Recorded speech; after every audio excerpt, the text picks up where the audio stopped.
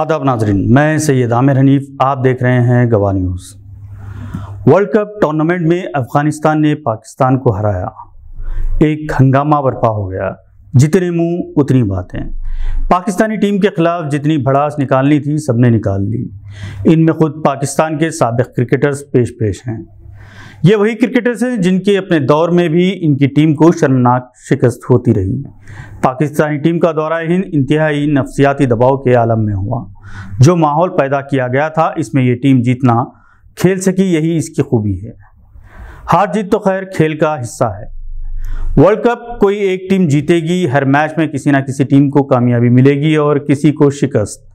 Cricket की सबसे ख़ास बात यही है कि अनहोनी हो जाती है और जो होनी होती है वो अनहोनी में बदल जाती है। क्रिकेट की तारीख से जो वाकिफ़ हैं वो जानते हैं कि जिस टीम से या जिस खिलाड़ी से बहुत ज़्यादा तवक्कुआत वाबस्ता होती है वही मायूस करते हैं। इसके अलावा टीम के जो 11 खिलाड़ी होते हैं, जब एक खिलाड़ी आउट होता है तो दूसरे को अपनी सलाहियत के मुजाहरा करने का मौका मिलता है, वरना सिर्फ ओपनर, बैटर्स या बॉलर्स ही हर मैच फैसला कुन बना सकते हैं। क्रिकेट की 150 साल से ज़्यादा की तारीख में डॉन ब्रैडमैन का नाम हमेशा इज्जत से लिया जाएगा, क्योंकि सिर्फ 52 टेस्ट में 29 सेंचुरियां बनाने वाले ब्रैडमैन ने क्रिकेट का हर रिकॉर्ड कायम किया जो इनके बाद के खिलाड़ी तोड़ रहे हैं। डॉन ब्रैडमैन जब आखिरी टेस्ट की आखिरी इनिंग्स खेलने के लिए मैदान में उतरे तो स्टेडियम में मौजूद हज़ारों शायकीन ने इनका खड़े होकर इस्तकबाल किया था। इनसे बहुत सारी उम्मीदें थी, मगर वो 0 पर आउट हो गए। अगर वो 4 रन भी बना लेते तो इनके टेस्ट क्रिकेट में रन का औसत 100 से ज़्यादा होता।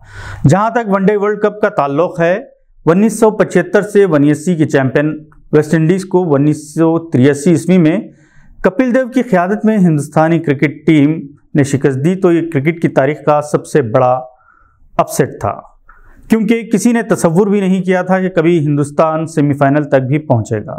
बांग्लादेश ने पाकिस्तान को हराया था तो ये भी एक बड़ा अपसेट था। 2007 में सचिन, गंगोली, सहवाग, द्रविड़, धोनी, जहीर खान पर मुश्तमिल ताकतवर टीम को भी बांग्लादेश ने शिकस्त दी थी। 1996 में ब्रायन लारा, रिचर्डसन जैसे खिलाड़ियों को वेस्ट इंडीज़ को कीनिया जैसी टीम ने 73 रन से हरा दिया था। 1983 ईस्वी में जिम्बाब्वे जैसी एक कमज़ोर टीम ने ऑस्ट्रेलिया को, 1992 में इंग्लैंड को और 1999 में साउथ अफ्रीका को हरा दिया था। 2023 में अफगानिस्तान पाकिस्तान को हराने से पहले मौजूदा वर्ल्ड कप चैंपियन इंग्लैंड को भी शिकस्त फाड़ दी थी और नीदरलैंड ने साउथ अफ्रीका को हराया था। ऐसे बहुत से उलटफेर क्रिकेट की खुसूसियात हैं, इसलिए अगर अफगानिस्तान की टीम ने कामयाबी हासिल की तो इसमें ताज्जुब की बात नहीं, इसलिए कि ये वो टीम है जो अपने आप को मनवाना चाहती है, जिसका फिटनेस सबसे बेहतर है। पाकिस्तान के खिलाफ कामयाबी के लिए वर्ल्ड कप जीतने के मुमासिल है। अफगानिस्तान के लिए क्रिकेट नया खेल नहीं, ये 19वीं सदी से वहां खेली जा रही है, मगर 1995 में अफगान क्रिकेट बोर्ड तश्कील दिया गया था और 2001 में इसे ICC की मेंबरशिप मिली।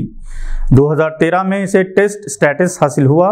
पहला टेस्ट इसने हिंदुस्तान के खिलाफ जून 2018 में खेला। अफगानिस्तान ने अब तक 7 टेस्ट खेले, 3 जीते, 157 वनडे मैचेस खेले, 75 जीते हैं और 2023 में इसने 16 में से 5 में कामयाबी हासिल की है।